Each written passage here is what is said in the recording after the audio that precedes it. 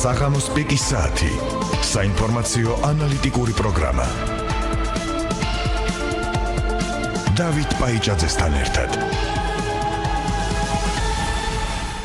მოგესალმებით თქვენ უსმენთ პიკის საათს. სტუდიაშია დავით პაიჭაძე. პიკის საათის სტუმარია გიორგი ვაშაძე, საქართველოს პარლამენტის წევრი. გამარჯობა გიორგი, მადლობა ჩვენთან. გამარჯობა, მოგესალმებით, მივესალმები რადიო მსმენელებს. პიკის საათი. აქტუალური დღის წესრიგი, სასარგებლო ინფორმაცია, ახალი ინტერპრეტაციები, აზრთა მრავალფეროვნება.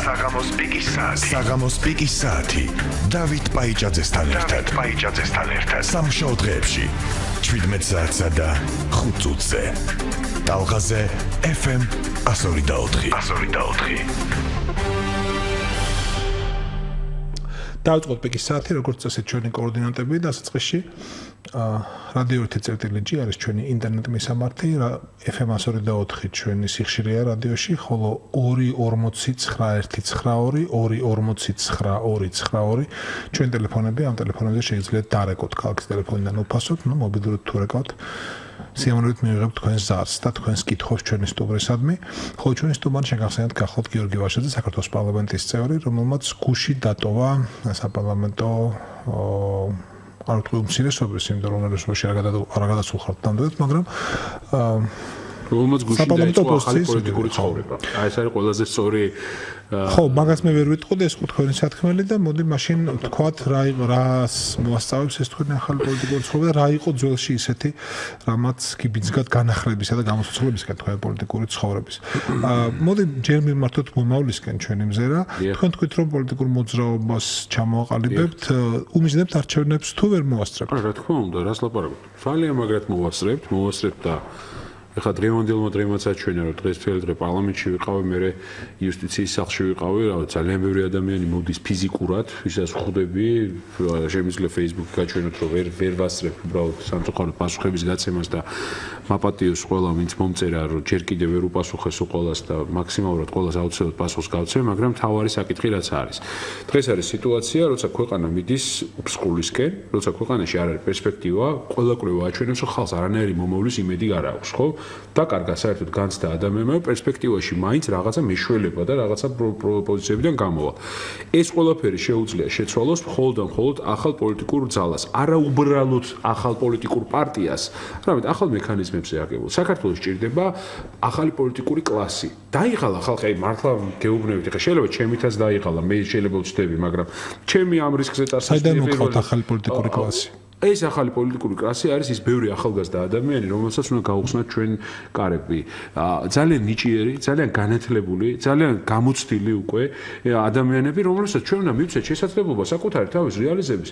ახალი ვარსკვლავები უნდა შევქმნათ პოლიტიკაში. ერთი ვარსკვლავი კი არა, ვარსკვლავები, გუნდები უნდა ჩამოაყალიბოთ. რამდენიმე სახელი შეგეძლიათ? რამდენიმე სახელი. ნუ ხა დღეს მინგა გრიგოლიამ თვითონ დამისვა კითხვა, მაგალითად მედიატორში რო არიან ახალგაზრდები, ლევან ხაბეიშვილი, გივი კუბლაშვილი, რა ვიცი, ატა მანჯგალ იმდენ მაგარ ადამიანს ვიცნობ ხა რომ მართლა გეუბნებით მე მქონდა რაღაცნაირი შინაგანი რა შეუძლიათ შეცვალონ თლიანად ქვეყანაში არსებული სიტუაცია. არა მარტო ამათ ასობით ახალგაზრდას და უბრალოდ შეცვალონ მიდგომები, შეცვალონ ქვეყანაში უნდა დამთავრდეს ერთი დაპირისპირება, მეორე ქვეყანას სჭირდება ბევრი ინოვაციური რეფორმა და ამ ადამიანებს შეუძლიათ ეს ყველაფერი გააკეთონ, მესამე დაამარცხონ რაც ყველაზე მთავარია გაჭირვება და გაუშვან ბიძინა ივანიშვილი თავისი მარიონეტი ჯიბის მთავრობით, იმიდან რა ქვია, ხელისუფლებიდან, იმიტომ რომ აქ დღეს სახელი და გვარი აქვს ჩვენ პრობლემას რა კატასტროფაშიც ვართ. ეს არის არაფორმალური მმართველობა ბიძინა ივანიშვილის ადამიანის, რომელმაც ფული როგორი შოვა, რანაირად იშოვა, მე არ ვიცი, რუსეთში ნაშოვნი ფულით მოვიდა აქ და უნდა რომ შეპესე საქართველოს აქციოს თავიდან ბოლომდე ყველაფერი. აი ეს არის რეალური სახელი და გვარი აქვს, რატო გვართ ამ გაჭირვებაში და ამ კატასტროფაში. ამას ყველაფერს შეუძლია მხოლოდ, აი რა არის, იცით, მართლა ვფიქრობ, რომ ერთ-ერთი რასაც შეუძლია ეს შეცვალოს, ეს არის ენერგია, ჟინი გამარჯვების მიხვდი, ჟინი მომავლის, რო გჯერა, მიხვდი, მიზანი გაქვს და გჯერა ამის. მე ვფიქრობ, რომ აი ესეთი პოლიტიკური ძალა უნდა ჩამოყალიბდეს. მოხდეს. მეორე მნიშვნელოვანი საკითხია, რომ ამ პოლიტიკურ ძალას უნდა ქონდეს აუცილებლად საწყისი ეტაპიდან შიდა დემოკრატიის ისეთი სტანდარტები, რომელსაც ვერზე ლიდერები, ვერც ვარსკვლავები ვერ დაარღვევენ ვერასდროს. მიხვდით? და იქნება ისეთი სტანდარტი, როცა მისი მონაწილე არის ჩართული ყველა პროცესში. აი ჩვენ ნახეთ რა მოხდა, იცით, ჩვენს გარშემო, აი სოციალურ ქსელში ვართ, ხო, დღესაც აი ხაც ვამბობთ, ინტერნეტში ვარ, Facebook-ში ვარ, Viber-ში ვარ, SMS-ში ვარ, რა ვიცი, რადიოში ვარ. ერთმანეთთან გვაქვს მუდმივი კონტაქტი. და რატო ვართ იცი აქ? იმიტომ რომ ვის და ვის? მე და აი ამ ჩემ ყოველდღიურ ცხოვრებას.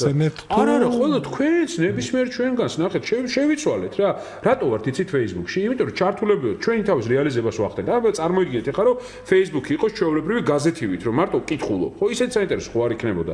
კარგია, იმიტომ რომ აი გუშინ თქვენი პოსტებიც ვნახე და სხვებისაც ვნახე. კარგი რატო არის? იმიტომ რომ ჩემას გამოვხატავ, ხო რაღაცა ჩემ პოზიციას ვიღაცას მიუკომენტარებ, რაღაცაზე სხვის აზრს გავიგებ, კითხვას დავსვავ, ასე შემდეგ. ეს არის ჰორიზონტალური მართვის მექანიზმები და სისტემები, რომელიც ადამიანებს იწვევს იმისთვის, რომ ჩაერთონ. ხო, მან საკითხავი ერთი რამეა. ვერტიკალური მართვის სისტემებია დღეს პოლიტიკურ პარტიებში ყველგან და აი ეს ვერტიკალური მართვის სისტემა მე გადადის სახელმწიფო სექტორში. და როგორც კი გადადის ის ინოვაცია, რა ინოვაცია შეიძლება შექმნას ბიუროკრატიული ტვინით. ეხლა იუსტიციის სახლში ვიყავი, მაგალითად, ჟურნალისტად კამერა არ შემოუშვეს იუსტიციის სახლში. 15000 ადამიანი შედის დღეში და ვიღაცა იქ დაავალა თეა წულუკიანმა ეხლა ვიღაცა საწყალ დარევს, ეხლა რას ვერჩი, ხო, იმ დაცვის თანამშრომელს არაფერ შუაში არ არის რა. დაავალა კამერა არ არის ჩემი ტელეფონი. ხო? არა, ტელეფონი შეიძლება, მაგრამ ისა რა ქვია, ჟურნალისტის კამერის შეტანა თურმე არ შეიძლება. აი ეს ამ ბიუროკრატიები, ეს იქნება ზუსტად ცენტრალიზებულ სისტემაში. მოდი მე ასე დავსვამ კითხვა, თქვენ ახსენეთ ჰორიზონტალურ ურთიერთობებს და ჰორიზონტალურ მმართველობას. მე არ ვიცი ეს ამ წუთას რა ხარისხით არის გასაგები ჩვენი მსმენელისთვის. დაახლოებით მე ვხვდები, რას გულისხმობთ. ეს არ არის მარტო არაავტორიტარული სტილი მმართველობის ლაპარაკია, პოლიტიკური ორგანიზაციის სტრუქტურულ დაალაგებაზეც იმგვარად, რომელშიც ჩართული შენ როგორც წევრი ერთი ადამიანის რაღაცა ჯგუფის ვერაფერს ვერ შვება. ხო, არ რეალიზდება მოქმედებად. მაგრამ მოდით დავსვათ საკითხი ესე.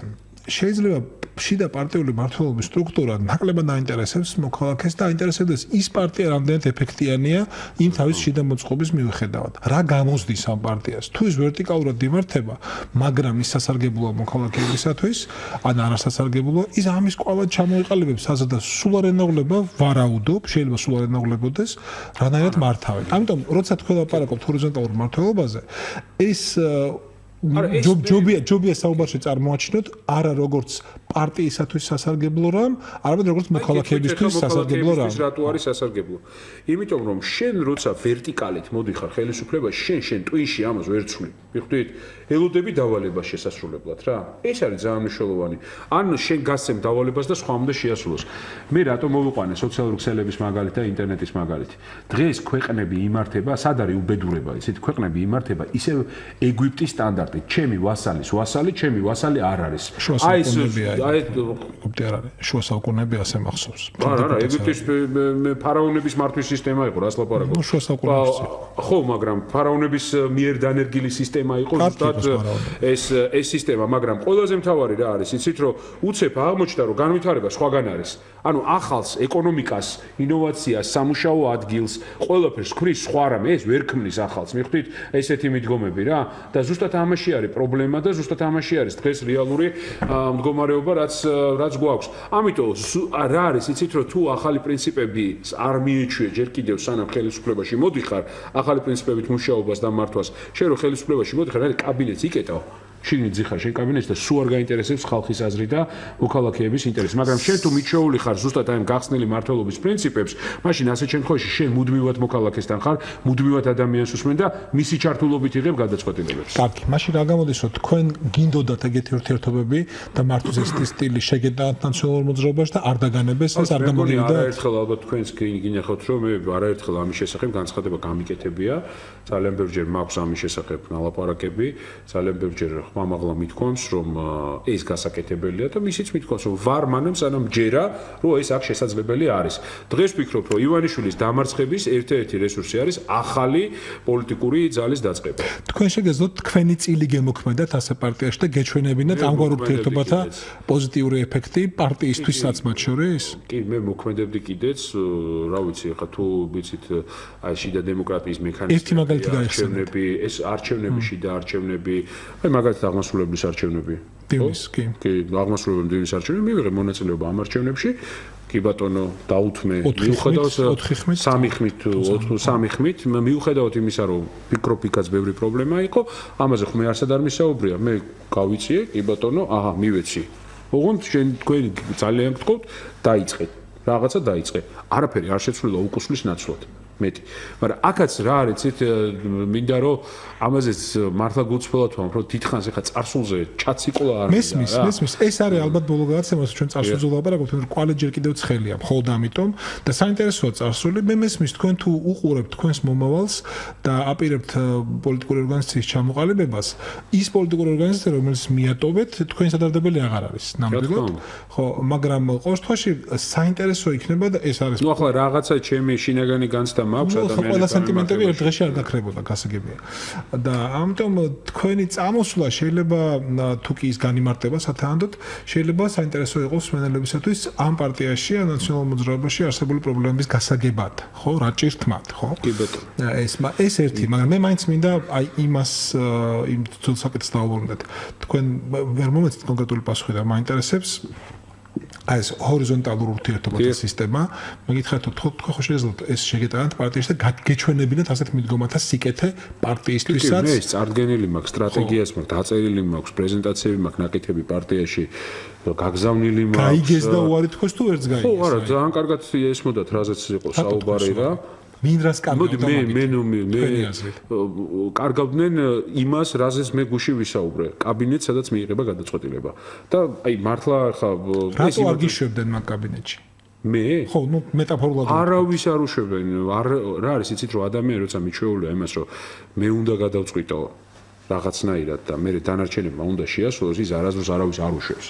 იმ კაბინეტში დახურული კარები. და როგორ ჩამოყალიბდა ეს კაბინეტი? რაღაცა თქუნა ჩამოყალიბდეს, არა? ეს ხვალსი არ იყო. ხა ეს ხალხი პოლიტიკაში არის რამდენი ხანია ეხლა მოვიდნენ პოლიტიკაში, სულ მაგას აყალიბებდნენ და სულ ეგეთ ანკლავებს ქმნიდნენ და ხა ისიც შემიძლია ღია თქვა, რომ ბურჯანის დემოკრატების სტილია ეხლა ეს რა, რაც არის. აქ ეს არ არის ნაციონალური მოძრაობა. რაც დღეს ხდება, ხო? და ჩვენ უნდა შევქმნათ ახლა სულად ახალი რა. და თქვენ გინდა თქვათ, რომ გიგაბოკერია ზის ბურჯანის დემოკრატების პოლიტიკურ ესთეტიკაში, ასე თქვა? კი. ხო? კი. იმათ ჩაითრიეს. მე საერთოდ ვფიქრობ, რომ ახლა ჟურნალისტს ვაძლევდი, რომ მე მგონი მთავარი არ არის იმათ ჩაითრიეს, არა,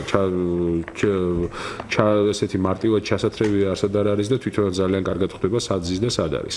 მაგრამ მთავარი საკითხი ახლა ეს საერთოდ არ არის რა. მთავარი საკითხი არის, რომ დაღლილი პოლიტიკური თაობა უნდა წავიდეს. ეხლა წერა ჟურნალისტს ვეუბნეოდი, არც მეჭიაური და ის უნდა, რა ქვია, ბესელია უნდა ეხლა ხალხს რა. და ესეც არც ბოკერია და მაჭავარიანი უნდა ეხლა ხალხს რა პოლიტიკაში. ხალხს უნდა ახალი. აი ეს ახალი უნდა შევთავაზოთ. აქ დგება კიდევ ერთი საკითხი. ეს არის ნდობა სიახლისადმი მოქალაქეების, იმიტომ რომ უპირობო ნდობას ალბათ არ უნდა ელოდოთ, ხო? რა თქმა უნდა. ნდობა შეიძლება ეფუძნებოდეს, თქვათ, გაკეთებულ საქმეებს, ხო, გაკეთებულ საქმეებს, გამოცდილების ცოდნას, წმენას რომ ადამიანს შეუძლია, ხო. კონტაქტი ესე რომ ახალი ნდობის გაჩენის. რატო ხო კონტაქტს გქონია თუ არა, გისაუბრია თუ არა, გქონია თუ არა კონტაქტი? ხო, უბრალოდ კონტაქტი ამ დროს არის ახალი და უცნობი თაობის კოზირი, უფრო, იმიტომ რომ მას თავისი გამოცდილება და ცოდნა არ შეუძლია აჩვენოს, მას ასპარეზი ჯერ არ აქვს. არა, მე ვამბობ, რომ ყველა ეს ყველა ეს კომპონენტი ქმნის, თქვათ, ახლა ჩემთან მიმართებაში მე მაქვს რაღაც წარსული გამოცდილებაც მაქვს, მნიშვნელოვანი და ჩემი კითხვაც ეგ არის რა, ზუსტად თუ თქვენ ასახელებთ გვარებს, რომელთა საქმიანობად მე რო ჟურნალისტები ესე თუ ისე ვიცი, ხო? ესენი არიან არა მხოლოდ სამოქალაქო აქტივისტები, არიან ხელისუფლების კრიტიკოსებიც, ბატონ ხაბეიშვილი მაგათ ვფიქრობ, საზოგადოება იცნობს მას, იმიტომ რომ მას შეუძლია არეზარება მოკვლევა გარკვეული დოკუმენტაციის, მე ამის დალაგება, გაანალიზება და არგუმენტირებული კრიტიკა ხელისუფლების, მაგრამ ბატონ ხაბეიშვილი ერთი კიდე ორი სამი გვარი თქვი თქვენ. როგორ გესახებათ ნდობის მოპოვება შესაძლებელად ამორჩევლის თვალში, იმიტომ რომ ახალგაზრდობა ეს შეიძლება იყოს კოზირი, მაგრამ განაშენება ეს ერთ-ერთი გადამწყვეტი არც ერთ შემთხვევაში. მოდით ესე გავაკეთოთ რა. ზუსტად ამას ვამბობ, რომ მე ხო არ მithქვავს, რომ მარტო ახალგაზრდები იქნებიან. მე ვამბობ ახალ თაობას. ახალი თაობა არ ნიშნავს, რომ მარტო 21-22 წლის და 25 წლის გოგობიჭები იქნებიან და ასე შემდეგ რა. არიან ადამიანები, მაგალითად ლევან ხაბეიშვილი, იგივე კუბლაშვილი, გიორგი ხაბურძანია, რა ვიცი, თეონა ჭალიძე აგერ იყო, რომელსაც დაიმკვიდრეს თავი, ხო? დაიმკვიდრეს თავი, რომ დღეს მათი მუშაობა არის მავნებლობა შეაჩერონ. აი ეს დავარქვათ, ხო? შეაჩერონ მავნებლობა რა. კორუფციული გარიგებები გამოავლინონ, ცოტა ცუდი გააკეთებინონ. ეხლა მათ უნდათ რომ ააშენონ. აი ეს დობა აქვს. რაც შეეხება ეხა გამოცდილებას, ხო, მე შემიძლია ჩემი პერსონალური გამოცდილება დავდო ბაზისად, ხო, ამასთან დაკავშირებით. რა ვიცი, ვფიქრობ, რომ რაღაცები მაქვს გაკეთებული და ჩემი ცხოვრების პრინციპი, სადაც მუშაობდი, ყოველთვის იყო სიახლე, ინოვაცია, ახლის კეთება, ხო? იგივე, ვთქვათ, იუსტიციის სახლის შემთხვევაში იქნება ეს თუ სამოქალაქო რეესტრის შემთხვევაში იქნება თუ ნებისმიერი სხვა რამ, რა. უამრავ ეხლა უკრაინაში მაგათად გაუშვით ელექტრონული შესყიდვების პროექტი. წარმოიდგინეთ, მთელი ყველა მინისტრი წინააღმდეგი იყო, პარლამენტი წინააღმდეგი იყო და ისეთი მაგრა დავიწყეთ ბიზნეს სექტორთან და არასამთავრობო სექტორთან ერთად. აი იქ არის, ნახეთ, ზუსტად მოდელი შევცვალეთ, პარადიგმა შევცვალეთ, რომ ვერტიკალურ წერტილს საიდანაც უნდა წამოსულიყო ეს პოლიტიკური ნება, უთხარით რომ არა, ბატონო, აი ქვემოდან ვიწყებ და მე ეს ნავი რომ დაიძრა ეკონომიკის სამინისტრო, რომელიც გაკრიტიკებდა, რომ არ შეიძლება ამ სისტემის გაშვება, იძულებული გახდა, რომ მიეღო კი არა. ამით პია ეხლა მთელ თავის პიარს ამით იკეთებს, რომ ერთი რეფორმა თუ ორი რეფორმა სულ გაკეთებული უკრაინაში. ერთი არის ელექტრონული შესყიდვები და მეორე არის პატრონის რეფორმა რა და იუსტიციის სახლს ვაშენებთ ეხლა კიდე კიევის ცენტრში. აი ეგ არის სულ სამი რაღაც არის გაკეთებული უკრაინაში და მიხარია რომ სამივე ჩვენ თანაგუნდელებს და ჩვენს თანამოაზრეებს უკავშირდება, ხო? იგი თქვენ გქონდათ სააკაშვილის მხარდაჭერის მოლოდინი, ანიმედი? არა, მე ხა ნამდვილად არ მქონია ხა მაგის მოლოდინი რომ როცა გადიოდით, იცოდით რომ წდებოდით, გადიოდი ის არ დაგიჭერდით. მე მქონდა საუბარი მასთან ეხა არ დაგიმალავთ, მქონდა საუბარი, ვფიქრობ რომ ვალდებულიც ვიყავი ამეხსნა ჩემი პოზიცია ამასთან დაკავშირებით, არაერთ გზის მქონდა საუბარი იმ პრობლემებზე, რაც შიგნით დგას და მე ჩემი გადაწყვეტილება მივიღე ხა. ცით რა არის, რომ მე მიყვარს თავისუფლება რა. აი მაგალითად იგივე პარტიის მართვის სისტემებში, რაც არის მნიშვნელოვანი რა, ცოტა თავისუფლებაა. ცოტა თავისუფლებაა ყველა პარტიაში. ეს პარტიული დისციპლინა, ეს სიტყვა უნდა მოკვდეს. ეთიკა მესმის. აი მესმის სიტყვაზე თქვათ პრინციპების ერთგულება. რას ნიშნავს დისციპლინა? ხა მე გითანხმო ყოველთვის ვის დაველაპარაკები და ვის არ დაველაპარაკები. აბა პოლიტიკოსი ვინ არის?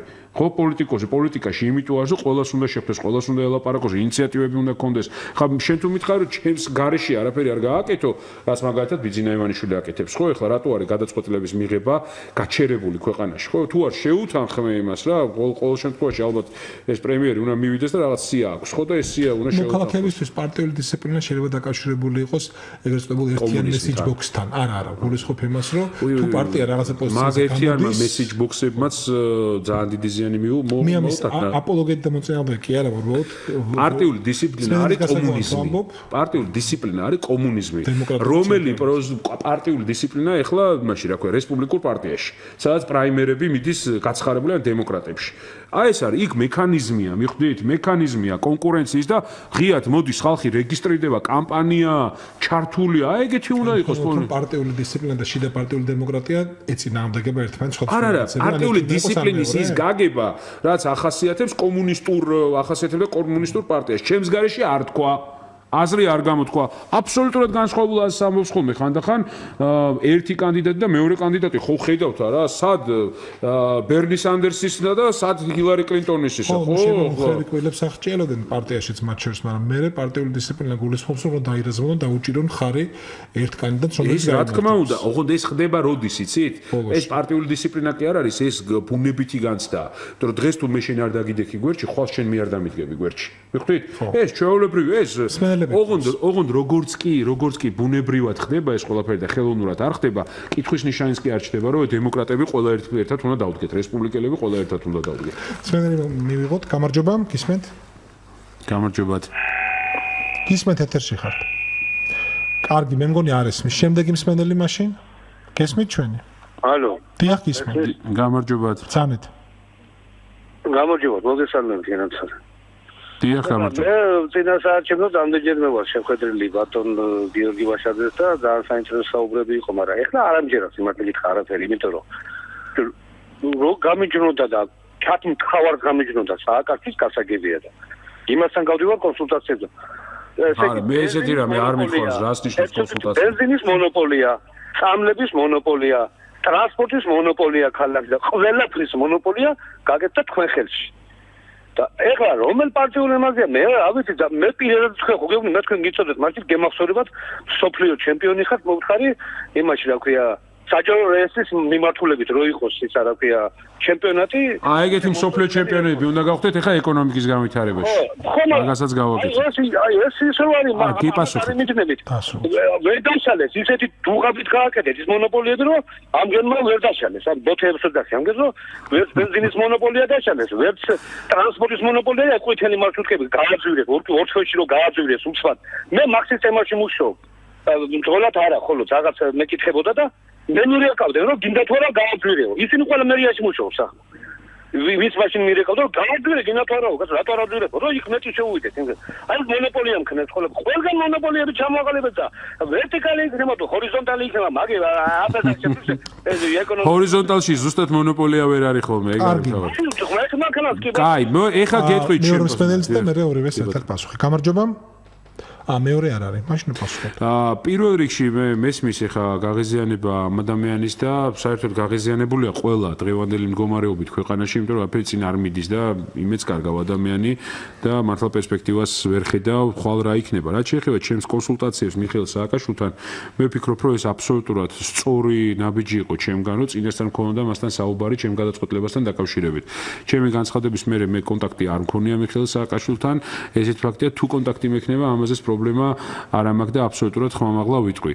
მე ვფიქრობ, რომ ნებისმიერი ადამიანურისთვისაც და პოლიტიკოსი იქნება თუ არაპოლიტიკოსი იქნება, სწორი ნაბიჯია ის, რომ ადამიანი ვისთან ერთადაც იყავი პოლიტიკურ პარტიაში, მას უთხრა, რომ ბოდიში რა, მაგრამ მე ესე ვაპირებ და ამაში მე არაფერს სამარცხინოს არ ვხედავ და ამაში ამ ნაწილში ნამდვილად ვერ დაგეთანხმებით და არა კონსულტაციას მე არავისთან არ გავდივარ, მე ვარ აბსოლუტურად თავისუფალი დამოუკიდებელი ადამიანი და ვინც ვიცნობს და თუ ბევრჯერ შევხვედრილვარ თქვენ ძალიან კარგად იცით, რომ მე არა ვარ ის პიროვნება, არ ვიცი, მეგობრებსაც შეგიძლიათ კითხოთ, ვისი მართვა შესაძლებელია რა, ეხლა მართვადი ადამიანი ვერ ვიქნები და არც ეს შემთხვევაში. სპენელი ამასობაში, გამარჯობა. მოგესალმებით. გამარჯობა. შეკითხვები მაქვს. ბატონო ჩემო, მე თავის დროზე ნაციონალურ მოძრაობას არ გავეკარი ახლოს, იმიტომ რომ მოხალხეთა კავშირის წიაღიდან გამოვიდა ეს ნაციონალურ მოძრაობა და თავიდანვე ვიცოდი რაც იყო, თუმცა შევალაც წინააღმდეგ გამოვიდა. შემდეგ ნაციონალურ მოძრაობამ თავის დროზე კითხვა დაგვისვით ძალიან გთხოვთ რა, თქვენი ბიოგრაფია უთუოდ საინტერესოა, მაგრამ დრო ცოტა გვაქვს. კითხვა დაგვისვით გისმენთ. კითხვაზე აი ესეთი მაგრამ შემოყალიბების საშუალებას არ მოძებთ და კი ბატონო კითხვა არის ასეთი, ახლა თქვენ ეკონომიკას გამოვიტანებთ და იმაზე ზახით, მაგრამ აი მე ოკუპირებული ტერიტორიებს აშუქებით. იმაზე არ ვილაპარაკოთ, არაფერი არ გავაკეთებ. რას ლაპარაკოთ? როგორ შეიძლება ამაზე არ ვილაპარაკოთ? ხო, ნაციონალურობამ გაყიდეს, ახლა არ მაცლის, თორე გეტყოდით როგორ გაყიდეს ხა. აი ახლა ამაზე გველაპარაკეთ, აი რას არის. კი ბატონო, გეტყვით, მე ვფიქრობ, რომ ოკუპირებულ ტერიტორიებთან მიმართებაში ერთადერთი გზა არის ძლიერი საქართველო. ეს არის ძლიერი ეკონომიკა, ეს არის მეტი ინტერესი იქ ცხოვრები, ოკუპირებულ ტერიტორიებში ცხოვრები ადამიანებისთვის, რომ გახდნენ საქართველოს ტერიტორიის ნაწილი და მეორე მნიშვნელოვანი მომენტი ეს არის დიდი გეოპოლიტიკური турбуленცია, რომელიც მიმდინარეობს ჩვენ რეგიონში. შეიძლება ჩვენ უცებ გაგვეხსნას ფანჯარა ტერიტორიული მთლიანობის აღდგენის და აი ეს ფანჯარა არ უნდა გაუშვათ. ამისთვის მზაობა უნდა იყოს. დღევანდელ ხელისუფლებას ეს მზაობა არ აქვს და ეს გათვლები არ აქვს. ხედავთ რა ხდება უკრაინაში, ხედავთ რა ხდება სომხეთი, აზერბაიჯანის შემთხვევაში, თურქეთი, რუსეთის ურთიერთობის შემთხვევაში, ამ ყველაფერს უნდა უყურებდეთ და ამ კონტექსტში ჩვენ უნდა მოვემზადოთ იმისთვის, რომ არც თუ ისე დიდი დროა დარჩენილი საქართველოს ტერიტორიული მთლიანობის აღდგენისთვის. რუსეთის იმპერია თავისი ტოტალიტარული მენტალობით აუცილებლად დამარცხდება და ამ დამარცხებისკენ უფრო და უფრო სწრაფად გავს ნაბიჯებს.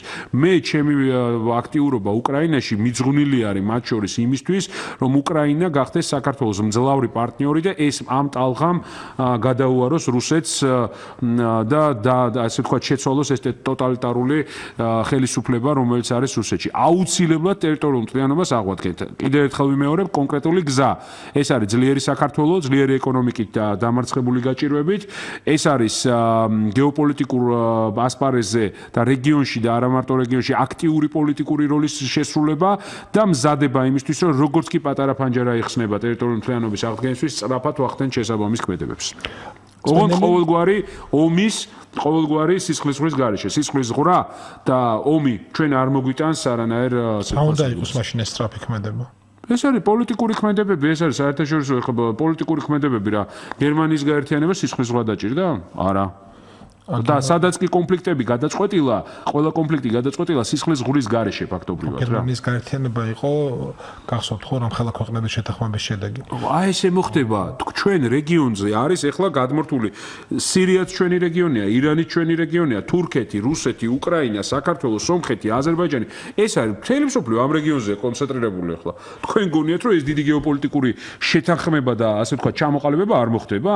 თუ ამიტომ არის არ უნდა ჩავიკეტოთ აქ ლოკალურ დონეზე. არ უნდა ვიფიქროთ მარტო ესე ვთქვათ, ქვემოდან კი არ უნდა უყუროთ რა ხდება მსოფლიოში. ჩვენ უნდა ვიყოთ მოლაპარაკების სათავეში. აი იქ უნდა ვიჯდეთ. ჩვენს გარეშე არ უნდა ხდებოდეს, იმიტომ რომ პირველი ზიანი რუსეთისგან ღია აგრესიის სახით საბჭოთა კავშირის დაშლის შემდეგ მიიღო საქართველო და ეს ფაქტი იცის თელმა მსოფლიომ, ოღონდ თუ ამის ნიველირებას და უკან დახევას ჩვენ ნაბიჯ გავაკეთებთ, ნელ-ნელა დაავიწყდება. არ დაავიწყდათ, ეხლა მაგალითად ევროპაში და ამერიკის შეერთებულ შტატებში სულ უფრო ნაკლებად საუბრობენ საქართველოზე აგრესიაზე და აგრძელებენ საუბარს უკრაინაში აგრესიაზე. უკრაინა საქართველო უნდა იყოს ერთად ამ სიტუაციაში. მარტო უკრაინა კი არა, რომ უკრაინის ტერიტორია არის ანექსირებული და მეორე ნაწილი ოკუპირებული. ამაზე კი არ უნდა იყოს. საქართველო სად არის? რატო არ არის ამაზე საუბარი? გამარჯობა. მოგესალმებით. მე სტუმარს რომელიც გამოჩნდა ეს დღეებია ძალიან ჰეროიკული, ძალიან რიტორიკული საუბარი აქვს, მაგრამ როცა ოჯახში სიძე შემოდის, ან რძალი უნდა შემოვიდეს, კითხულობენ რა ოჯახიდან მოვიდა ის. მე მაინტერესებს, რატომ უნდა ვენდოთ მარტო ამ ლაპარაკით და როგორ დაგვიმტკიცებს ის მომავალში, რომ ეს საუბარი, რასაც ახლა ძალიან ასეთი ჰეროიკული და რეხით გვესეუბრება, ეს ახალგაზრდა სიმპათიური ადამიანი, რატომ უნდა ვენდოთ და რატომ არის ასე დიდი ღვაწლი ბიძინა ივანიშვილის მიმართ, ვერ გავიგე. მე არავინ ამ თავრობაში არ ამყავს, არც იმაში, არც ამაში. მაგრამ აი რატომ ასე ღვაწლი ამ კაცმა ღვაწლის სიმართლე ითქვათ ამ გადაცემაში? მე არ ვიცი, ხალბატონო, ღვაწლი მე არ ვითქვამს, მე პირდაპირ გეუბნებით, რომ დაპირისპირებაც უნდა დასრულდეს და უნდა დასრულდეს კინკლაობა, არანაირი ღვაწლი. ბიძინა ივანიშვილს შეუძლია იცხოვროს საქართველოში, მაგრამ ივანიშვილმა იშოვა რუსეთში და ხარჯავს საქართველოში და საქართველოდან კი გაიტანეს. ჩვენ ხალხმა იცის ყველაფერი და მე გისურვებ თქვენ წარმატებებს ღმერთმა ქნას და მე თქვენი მხარდაჭერის იმედი მაქვს გალბატონო. 40 წელს ზემოთ გაყარეთ თქვენ ყველანი და ეხლა თვითონ რომ უახლოვდებით 40 წელს როგორ იქნება საქმე. საინტერესოა.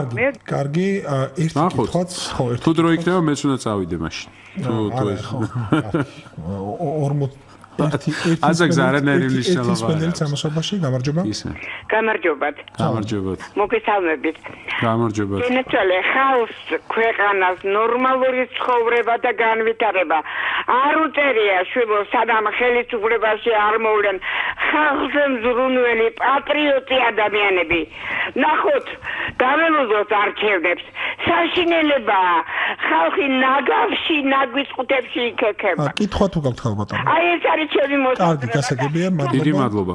რაც შეეხება პირველ საკითხს, რა ოჯახიდან მოდის და თქვათ რატო უნდა ვენდოთ. ჩემს ოჯახურ შემადგენლობაზე გეტყვით, რომ მეუღლე მყავს და 3 მცირეწლოვანი შვილი მყავს, მშობლები, რა ვიცი, შეგიძლიათ მოიძიოთ მათ შესახებ ინფორმაცია. ანუ რატო უნდა მენდოთ? ხო, რაც შეეხება პოლიტიკურ ოჯახს, ამ პოლიტიკურ ოჯახს მე ეხლა ვქმნი და ყველასთვის კარი ღიაა, აბსოლუტურად ყველა მინდა რომ ძალიან ადამიანები ვისაც უნდა ქვეყნის განვითარება. აქამდეება ის არა, მე ეხლა ახალ პოლიტიკურ ოჯახს ვქმნი, აბა რა ეხლა ის გამოვედი იმ პოლიტიკური ოჯახიდან და ვქმნი ახალ პოლიტიკურ ოჯახს და რაც შეეხება ეხლა რატო უნდა მენდოს, ეს თითოეული თქვენგანის გადასაწყვეტია, მე ვფიქრობ რომ ყველა ადამიანი უნდა შეფასდეს იმით რა გაუკეთებია ცხოვრებაში. არა, ნახავენ და ასევე რა გაუკეთებია ცხოვრებაში, ამის შეფასებით უნდა მოხდეს, რა თქმა უნდა, ყველაფერი. მსმენელებმა აღნიშნეს ერთი რამ და თქვენც აღნიშნეთ მეორე რამ ვიტყვი რა. მსმენელებმა აღნიშნეს თქვენი შემართება, პათოსი და რიხი და ენერგია. თქვენ ლაპარაკობდით ჩვენ განაცემის დასაწყისში სიახლეზე როგორც თქვენს პოლიტიკურ მარკაზე. მაგრამ ეს ყველაფერი მაინც ცოტა სხვა ტიპის შემადგენელია პოლიტიკოსისთვის და არის კიდევ იდეები და პოლიტიკური იდეოლოგია. თქვენ ამბობთ რომ თქვა პარტიული დისციპლინის დრო წავიდეს მოძველებული კატეგორია. კი ბატონო, მაგრამ პოლიტიკური იდეები და პოლიტიკური იდეოლოგია ესეც მოძველებულია, ეს არ გჭირდება. თქვენ გინდათ რომ მხოლოდ სიმართლის კი არა, უკაცრავად. სიახლის და შემართების და რიხის და ენერგიის სიახლე, ინოვაციები, ეხლა თქვენ ძალიან კარგად გესმით რომ მე სტანდარტული მიდგომები თუნდაც პოლიტიკურ პარტიებში ეხლა რაღაცა ლიბერალური, მემარჯვენე, ცენტრისტული ეს ნელ-ნელა ეს ლანდშაფტებიც იშლება რა უკვე რა ეხლა არის ზუსტად ინოვაციებს აი რა არის იცით რომ პარადიგმები იცვლება ლანდშაფტები შეიძლება იშლებოდეს მაგრამ მიდგომები ყოველთვის არტიკულირებულია კი გეტყვით ახლა პირდაპირ გეტყვით ჩემი რეფორმები რასაც მე უკრაინაში ვაკეთებ ჩემს გუნდთან ერთად ყველა გათვლილია იმაზე რომ ბიუროკრატია საერთოდ აღარ არსებობდეს არა ის რომ იუსტიციის სახლში რომ მივდივარ და ბიუროკრატია მემსახურება არავინ ბიუროკრატია აღარ შესყიდვების სისტემა 6 თვეში გაუშვით უკრაინაში, სადაც შესყიდვების სააგენტო, რომელიც დღეს არის საქართველოში, აღარ არსებობს ფაქტობრივად. ერთი კაცი ჭირდება სახელმწიფოს მომუშავედ. აუქციონების სისტემას უშვებთ. ეხლა სადაც მონაცემთა ბაზასაც კი აღარ უტოვებთ ექსკლუზიურად სახელმწიფოს. და არის ბლოკჩეინებზე და სხვა ამას. ეს პარადიგმები იცვლება. იუსტიციის სახლს კი არ ვაკეთებთ. ახალი თაობა რა არის, იცით? ბიზნესში ინტეგრირებული ადმინისტრაციული სერვისები. მაგალითად, შოპინგ მოლში მიდიხარ და იქვე არის მომსახურება სახელმწიფო სექტორის მხრიდან. ან ბანკში კიდევ უფრო ინტეგრირებული ყველა აბსოლუტურად სერვისი იურიდიულ კომპანიებში. ამას ვცვლით, აბარა, თქვენ გონი მე პირდაპირ ჩემი იდეოლოგია რა არის? იცით, რომ სამინისტროები არ უნდა არსებობდეს იმ სტილში, როგორც არის. წეგანაც გითხარით, ჩემი ვასალის ვასალი, ჩემი ვასალი არ არის. აი ამაში გავიჭედეთ დღემდე. ეს მართვის სისტემა უნდა დამთავრდეს აუცილებლად. უნდა იყოს ინოვაციური მართვის მენეჯმენტი. პროექტული მართვა უნდა იყოს. არის პრობლემა? პრობლემა სჭირდება თვისებრივი გადაწყვეტა. შეიკრიბა ჯგუფი, ან დაკვეთას ვაძლევ, შეიძლება არასამთავრობო ორგანიზაციას, ასე შემდეგ და სწრაფად ვახდენ ამას. ერთხელ ეს ვივარაუდებ, ოღონდ არა ბოლომდე სერიოზულად.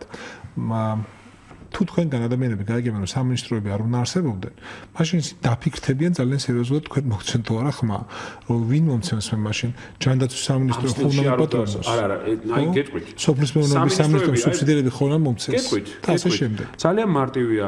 სამინისტროები ამ ფორმით არ უნდა არსებობდეს, ამას ღიად ვამბობ. ეს არ ნიშნავს რომ ამ ფუნქციას ვაკრობთ ჩვენ. ამ ფუნქციის მენეჯმენტი უნდა გავაკეთოთ ის რომ ის კორუფციული ნაწილი რაც არის ჯანდაცვის სისტემაში მაგალითად დღეს და ეს ფაქტია რო არის, ანუ კატი უნდა მიიტანო რომ გადმოგირიცხონ ეხლა თანხა საავადმყოფოს მაგალითად რა აი ეს კორუფციული ესა რა ქვია ზუსტად ეს თორე სქემა მუშაობს და საქართველოში ეს სქემა მუშაობს დღეს საქართველოში სამინისტროს უტოვებ იმპულს რომელსაც ის ფულის ნაწილს რომელსაც ის გაძლევს ხა თუ გინდა რომ გადმოგირიცხოს დროულად თუ არა და აგერ წადით ნახეთ ეხლა საავადმყოფოებს კითხეთ ეს არის რა ქვია რიგები დგას ფულის გადმორიცხვაზე იგივე არის ხა მერიაში აგერ მედიატორებზე ვსაუბრობდი რამდენი ფაქტი აქვს ერთპირთა მოლაპარაკების გამოვლენილი რომ აშკარად ფასი აწეულია ხო უამრავი ფაქტი არის ამის დადგენილი და იქ რა ვიცი ხა 3 სართულიანი სახლის ადგილზე 257 სართულს დაგვიდგამე ხოლმე მართლა ეხლა მე მაგალითად აი ამაზე ესე იგი რას ნიშნავს იცი აი უბრალოდ მოკლედ მინდა ვთქვა რაც უფრო ვზდით მეტი ბიუროკრატია გვაქვს ხო მით უფრო მეტ პრობლემას ვაწყებებით მით უფრო მეტ კორუფციას ვაწყებებით მით უფრო ნაკლები თავისუფლება გვაქვს ადამიანებმა დღეს აჩვენეს ყველაფერი აჩვენებს იმას რომ მიეცი მეტი თავისუფლება იცით რა არის აი პრინციპი მთავარი იქნება ესეთი არა ის რომ мотивация გაუკეთო ვინმეს ბიზნესი აკეთოს არამედ მოუხსნა დემოტივაციის ფაქტორები მიხდით დემოტივაციის ფაქტორი არის ბიუროკრატია კორუფცია ბარიერები შეთანხმება ლიცენზია რა ვიცი 1000 რაღაცა რა პრინციპი ეს უნდა იყოს ჩვენ ნუ ვფიქრობთ სხვის ნაცვლად რა და ეს მე საზოგადოებასაც მინდა უთხრა აი როგორც კი უთმეთ ადამიანს რომელიც თქვენს ნაცვლად ფიქრობს ეს ადამიანი არის მართლა დიდი საფრთხე რა იმას გონია რომ ისეთი ჩვენი ახლა მახსოვს იმ პოლიტიკურმა ძალამ რომელსაც თქვენ მეკუთვნებოდით გუშინდელ დღემდე 900 ლიცენზია შეამცირა სულ რამდენიმე მდე დიახ სულ არის რაღაცა 50 ლიცენზია დარჩენილი კი ბატონო მაგრამ დღეს დამატებითი ბიუროკრატიული სტრუქტურები იქნება რა ვიცი რაღაცა ინსპექციები შექმნეს ბაზრობებზე დადიან და ხალხს ამოწმებენ რაღაც ხან იმის ინსპექცია ხან ამის ინსპექცია მეც დავიბენი უკვე იმდენი რაღაცა შეიქმნა რა ამ ქვეყანაში ხა სად არის ამ ყველაფრის ეს ეფექტი აი მითხარით ხა სად არის ეკონომიკის გაუარესებაში ჩვენ გონია ხოლმე რომ მე ერთხელ პოსტიც მქონდა რომ მავნებლობები რომელიც ჩაიდინა რა ქართულმა ოცნებამ ვითომ არაფერი აი რაღაცა პატარა ცვლილება მე რა მაგრამ ეს პატარ პატარა ცვლილებები საბოლოო ჯამში ქმნის აი ამ განცდას, იმ განწყობას, რომ ქვეყანაში უკან მიდის ყველაფერი. რას დაირქმევთ? არ ვიცი, ეს უნდა გადავწყვიტოთ ყველამ ერთად, კიდევ ერთხელ თქვენი ერთ-ერთას მოუწოდეთ, გამომეხმაურეთ, ერთად დავჯდეთ. აი ზუსტად ეგ არის ერთ-ერთი მთავარი პრინციპი. მე გამზადებული სახელით და გამზადებული სტრუქტურით კი არ ხვდები ხალხს. მე მინდა რომ ერთად ვიმსჯელოთ. მუშა სახელწოდებები მქონდა მხედველობა. ხო, არ ვიცი, აი ნამდვილად არა მაქვს ახლა იდეა, რას დავირქვეთ და კაი ბრეინშტორმინგს მოვაწყობთ მაგ თემასთან, ანუ ტვინი შტურმს ახალგაზრდებთან ერთად ვაკეთებთ. მე მგონი ვერაცდებით იმას, რომ თქვენი სახელი ერქოს. ჩემი სახელი? ხო, ან ერიოს. გიორგი ვაშაძე? ხო, პოლიტიკური ორგანიზაციის დასახელებაში თქვენი სახელი, საარჩევნო სუბიექტის დასახელებაში ნახოთ, ხო, არ ვიცი ხა, ნახოთ, ბევრი რამე არის მანამდე რა. აი, ყველანაირად შევეცდები რომ ეგ არ იყოს, ხა სიმართლე გითხრათ, მაგაზე არც მიფიქრია ახლა. თქვენ რაც მითხარით რა, მე არ მინდა რა. მართალია თუ არა რომ ათეულში რომ ყოფილიყავით, თქვენ არიზამდეთ ამასაც ქენით. აი ზუსტად პირდაპირ გეტყვით, ტყუილია და კიდევ ერთხელ აჩვენებს ეს განცხადებები, რომ მე აი ეს განცხადებები რომ მოვისმინე, მაშინ დავწუნდი რომ მე ძალიან სწორი გადაწყვეტილება მივიღე. რომ და ღიად გეტყვით, რომ ამაზეც იყო ახლა საუბარი, რომ აი ოღონდა რა და რაღაცა დავამთავრეთ რა მორჩა, ჩემთვის სია, სკამი, ადგილი არაფერი არ არის რა. აი მივედი მართლა გეუბნებით იმამდე რომ უბრალოდ ვერ დავამარცხებთ ესე რა და ჩემ განცხადებაშიც მაქვს რომ თუ რამე ხელს უწყობს ეხა ქართული ოცნებისთვის ხელისუფლების შენარჩუნებას სწორედ ეს უწყობს რაც ხდება იქ ხელს რა ეს ვერ დავამარცხებს აი თქვენ დამინდა იცით რომ დღეს ეხა მოსახლეობის 55 თუ 60% რომ აი ესე ნიჰილისტურად არის განწყობილი ეს ადამიანებიც ხო აი გრძნობენ რომ არ არის ენერგეტიკა რა აი მიხვდით ეს მაგის ბრალია რა არა ვერ ჩაერთო ვერაფერში თავისას ვერ ხედავს, აი ჩემსაც ჩემი ვერ და კიანოდიას ტექსტი იყო დღეს წავიკითხეთ თქვენი დასვრის შესახებ, სადაც ის ამბობს, რომ სწორედ ასე შეიძლება ახმემოდეს და არ არის გამორიცხული, რომ თქვენი მომხრეები შეიქმნა ნაციონალური მოძრაობის ის მომხრეები, ვინც პარტიაში სწორედ ენერგეტიკის ნაკლებობას უჩიოდა და თქვენში ხედავდა ამ ენერგიის აკუმულირებას თუ განსახიერებას, ხო? მე ისე მინდა დაუბრუნდე ალბათ ენერგია რას მოაქვს აი შეიძლება ფილოსოფიაში გადავდივართ თავისუფლებას აი თავისუფლებაზე მაგარი არაფერი არის ამას შეუძლია მარტო ენერგეტიკა მოიტანოს მიხვდით იმიტომ რომ თქვენ мотиваციას გიჩენს როგორც ადამიანი დაბადებულია იმისთვის რომ კრეატივში იყოს თვითრეალიზებაში იყოს თავისუფალი იყოს ეს არის ჩვენი ბუნებითი ადგილი როგორც კი შენ ამას ზღუდავ რაღაცა ბარიერებს როგორ შეიძლება რომ რეფორმებში ამბობ რომ ბიუროკრატია არ უნდა იყოს და ბიუროკრატია გქონდეს შინამართვის სისტემაში ერთი რამ მინდა მაინც გითხოთ და ვამჩნევთ თუ მთელი გადაცემის მანძილზე თქვენ ლაპარაკობთ იმაზე რაც უნდა მოიმოქმედოთ მაგრამ ხოგინათ მე მინდა რომ წარსულს დავეთხოვოთ და ეს დღე როცა კვალიფიკაციაა მეორე გამოვიყენოთ იმისთვის რომ ერთი ორი სიტყვა თქვა წარსულსაც ალბათ თქვენი პარტიისთვის ყველაზე ყოფილი პარტიისთვის ყველაზე მტკივნეული სიტყვა შეიძლება ყოფილიყო კაბინეტური მმართველობა საჯაროდ თქმული სიტყვა ალბათ არ ვიცი მაგრამ კაბინეტური მმართველობა თავისთავად არაფერს არ ნიშნავს თუ არ ვიტყვით ამ კაბინეტური მმართველობის შედეგად რით დაზარალდა ის პარტია ხო და რატო რა გააუარესა ამ მმართველობამ პარტიის შიგნით კი მე ესეც მაქვს ნატო რო გადაავალ თვალე რეიტინგებს რო გადაავალ თვალე ბევრი არაფერი არ იცვლება ხო რაც ხონდათ ის აქვს რაც მე არც ემატება დიდად არც აკლდებათ და თქვენ ფიქრობთ რომ ეგ შეიძლება ყოფილებელი იყოს მე არ ვფიქრობ ამ გეკითხებით ხო აი მაგას ვამბობ რა რომ ეხა ეს რას ნიშნავს რა რომ ლანდშაფტია შემდეგნაირი რომ ხა მოდი გამორჩევის განწყობას ხო ეს არის ხო ნუ ახლა რა ვიცი იმას მივცემ ხმას ან ამას მივცემ ან არავის არ მივცემ ხმას ეს რას ნიშნავს კაბინეტურ კლანური მმართველობა ჩემი კლანური არა კაბინეტურ კულუარული მმართველობა ზღუდავს ღია თავისუფალ განვითარების შესაძლებლობას რა და ეს არის ვიწრო ასე ვთქვათ რაღაცა ჯგუფის ინტერესებზე მორგებული ყველაფერი აი ეს არის რა ვიცი თავისუფალ და რა ინტერესებია ეს გადარჩენის ინტერესია თუ სხვა პოლიტიკაში რა ძალიან მარტივი ხო გადარჩენის გადარჩენა პერსონალური რა ვიცი აი მე ესე ვხედავ ამას რა მე რას ვამბობ იცი რომ მე აი მართლა გულწრფელად მინდა ყველას უთხრა ვქმნით პოლიტიკურ პარტიას პოლიტიკურ მოძრაობას რა ვიცი რას დავარქმევთ არ ვიცი რომელშიც იქნება ისეთი მექანიზმი რომ მეც ვერ შევძლო ხელოვნურად ჩარევა რა აი მართლა მინდა რომ აი ესეთი იცით რა რატო? იმიტომ რომ აი ჩემი გამოცდილება რა არის იუსტიციის სახლის თანამშრომლებს რომ არჩევდით, ხო? ყველაზე მთავარი იყო აი თავისუფალი როდის არის ადამიანი, როცა ღია კონკურსებს ვაკეთებდით და მართლა ვისაც ეკუთვნოდა იმას ნიშნავდით, იმაზე მაგრად არავინ არ გიმართლებს რა და როცა როგორც კი ვიღაცა გირეკავს, აი რატო არის დღეს ქვეყანაში პრობლემა ნეპოტიზმით რომ ვინმეს ნიშნავ, ყველაზე დიდი თავის ტკივილი, ყველასთვის ეგ არის. ყველა მიცოდა რომ ჩემთვის დარეკვას აზრი არ ქონდა. მე მქონდა როგორ გაკეთებული რა, მე ვეუბნეოდი რომ არ ვიცი, კომისიაში არა ვარ, კომისიის წევრები მყავდა დასმული, ვინც იყვნენ და იმათ ვეუბნეოდი, ყველას უთხარით რომ გამაგდებს სამსახურიდან თუ გაიგო რომ მე ვინმე ან რაღაცა თხოვნით გადავწყვიტე. აი ეს იყო და ახლა როგორ მომეცილებია ახლა ბევრი ადამიანი, ბევრი შეიძლება ახლა ჩემი ნათესავი არ ვიღაცა გამინაწყენდა რა ამასთან დაკავშირებით, ამ ხელა თანამდებობაზე ხარ, ამ ხელა სისტემაში ხარ, ერთი ადგილი გაგიჭირდა ჩემთვის, მაგრამ არა მეგობრებო, ან ვართ რაღაცა პრინციპების დამცველი, ან ამ პრინციპებს არ ვიცავთ. გიორგი, დიდი მადლობა.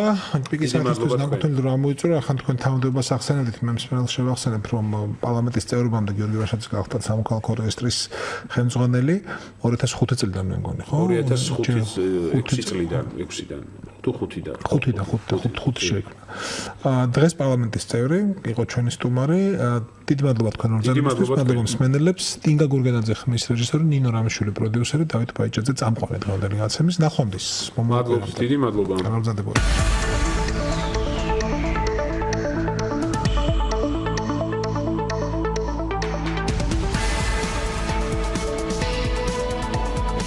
საღამოს პიკის საათი. საინფორმაციო ანალიტიკური პროგრამა. დავით ბაიჭაძესთან ერთად.